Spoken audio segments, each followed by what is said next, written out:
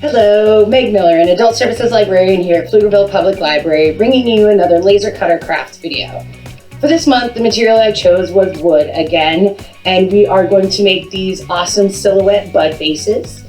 As usual, for those first 40 folks who were able to sign up to pick up the material supply kit, you're going to come to the library during curbside service hours and pick up this little bag here, and let's show you what's inside.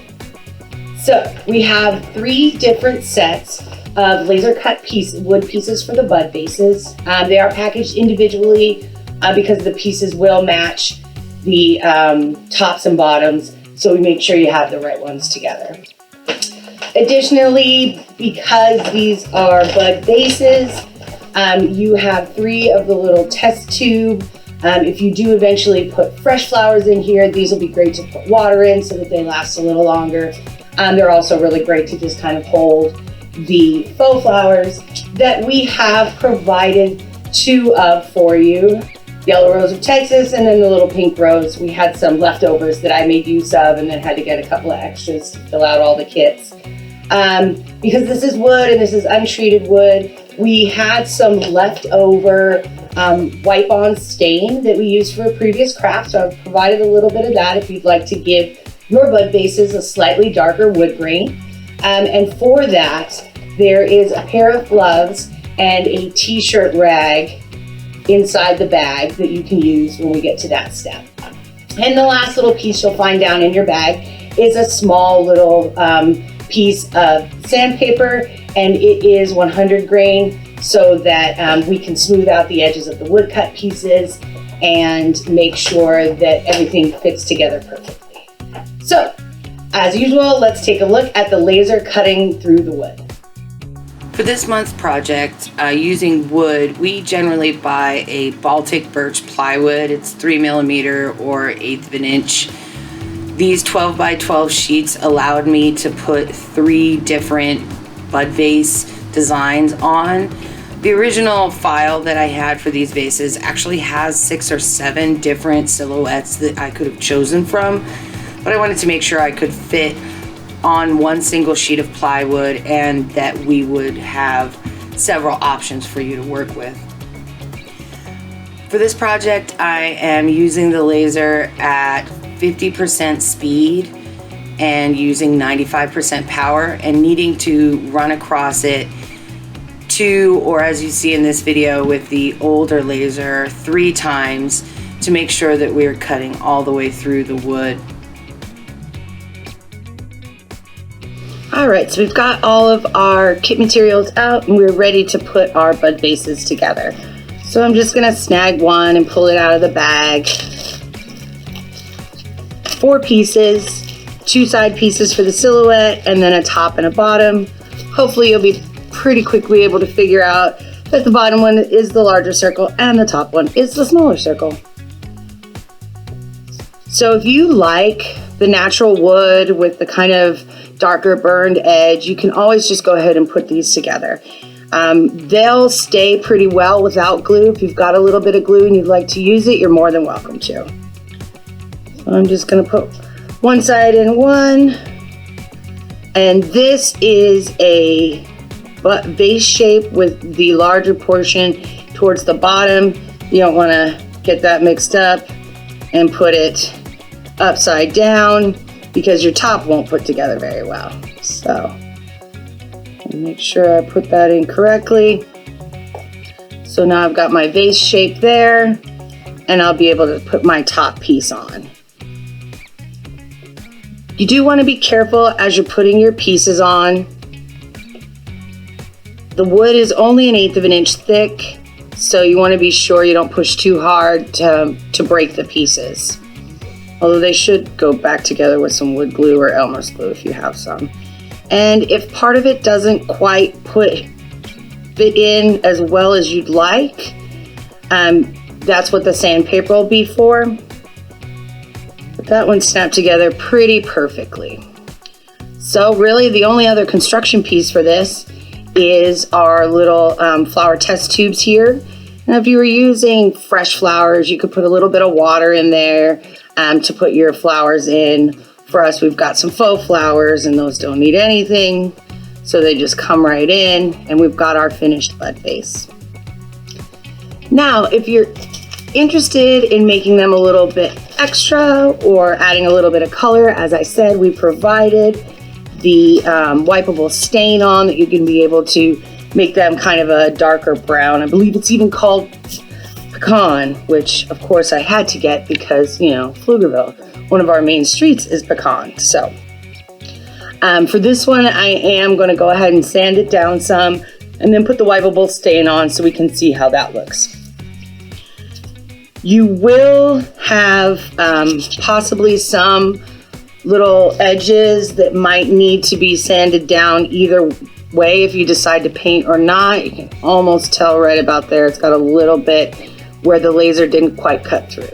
Since this is plywood, there are irregularities in the wood. There are places where the glue is kind of a little stronger than others, and so the laser doesn't quite cut through as easily. I don't know if you can tell, that right there is the culprit of having to slide all of these little guys out of the wood pieces, kind of just pushing my fingernail in there to pop them down out of the little extra pieces where the wood may not have cut through quite so well. The things we do for crafting. So I'm just gonna give my pieces a little rub down.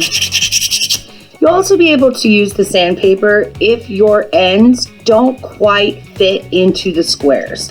So you'll be able to bring those down just a little bit, and hopefully that will allow for your pieces to slide very easily into the base or the top, whichever piece it is. So that slides in perfectly. You don't want to go too far because these squares are pretty close to the width of the edge pieces. So you'll want to make sure that you have enough that it's not too loose when you put it in there. Just gonna kind of sand down a little just so it's ready to take the stain. You'll see also that I've protected my table. This is just a little bit of tablecloth, but if you've got even just a trash bag or something like that, you can put down and that will help. You may want to put your gloves on already. You can probably see I've got some, the char from the edge is on my fingers. That washes off so easily. I'm not too worried about that. Oh yeah, there's a good piece. Just along the edges. Top a little rough up. And if you've got leftover acrylic paints, you'd definitely be able to use them on this project, anything like that. Shoot, I know it's really thin, but if you had like a design, a paper design that you wanted to put on here or something like that, you could probably do that. Previous videos may have allowed for my personal love of washi tape. Something like that might be a great decoration for this. Okay, so I am gonna go ahead and put the gloves on now for this wipeable stain. It does come off, but it comes off a little slower than just the char. So, I apologize for those who have slightly larger hands like myself. To be more universal, we went ahead and just got medium-sized gloves. So they might be a little tight on you. If you got your own gloves, you can do that as well. Also, if you are messy and don't mind cleaning up later, you can definitely do that without gloves. So I'm just gonna pull the lid off my little stain here. There we go. And I've already got some on the glove. See, that's why we're wearing gloves. Right. And if you did I think we used this for our mini card catalog craft. You'll know it doesn't take very much to give some color to the wood. So I'm just kind of wrapping my t-shirt cloth around a finger and grab some stain on it. And then I really am just gonna rub it right into my pieces here and get this nice pecan wood color. I can see where some of it doesn't want to take because when I pulled this apart, pieces of the wood stayed. if you go this route in decorating your bud vases, one of the nice things is very likely if you put them together while it's still wet, this little bit of stain is going to help the pieces stick together. But if you plan to kind of only use these sporadically or seasonally and want to be able to store them, I would suggest letting all of your pieces dry before putting them together. That way you can more easily take them apart for storage. So there's one of that. Go on to the next piece. And as with all stains, the more you apply, the darker the color is going to be. Again, for this, I would probably apply this first coat, wait a little while, maybe apply a second coat. I do also really like how it brings out the green of the wood, which was there all along in its natural form, but you definitely see it a little bit more as you color in. So I'm just making sure I don't have any big globs of stain anywhere. All right, I think I might move to another piece of my t-shirt. Go right in there. Oh yeah. I really like this craft. It's so simple, deceptively simple. But something like this would make, I think, a great party decoration, or maybe even a wedding decoration, table decoration, if you're being very crafty and wanting to make all of the things for yourself. You know, baby showers, whatever your color choice is, you can get some really amazing faux flowers these days. But also, if you just like to have a little bud vase around that you can put fresh flowers in occasionally, these are great for that too. They don't really, they're not overwhelming. Now, one of the things I do want to point out as I'm staining the top and bottom, I'm making sure that when I come around the holes, I'm not leaving a bunch of stain in there, because that will change the width of the hole. And you want to make sure that your vase pieces will fit back in there. Let's spin that around.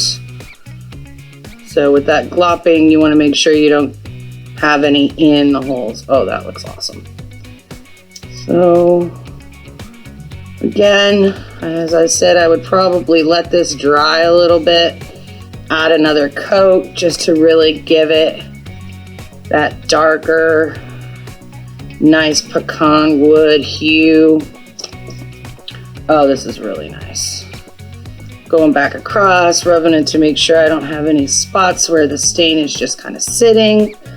And then I'll be ready to put it together. So one side there, second side here, and then we need our top. There's one, and the other.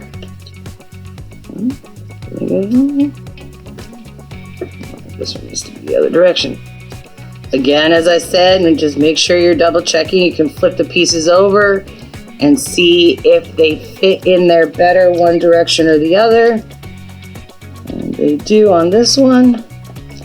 So there we have it.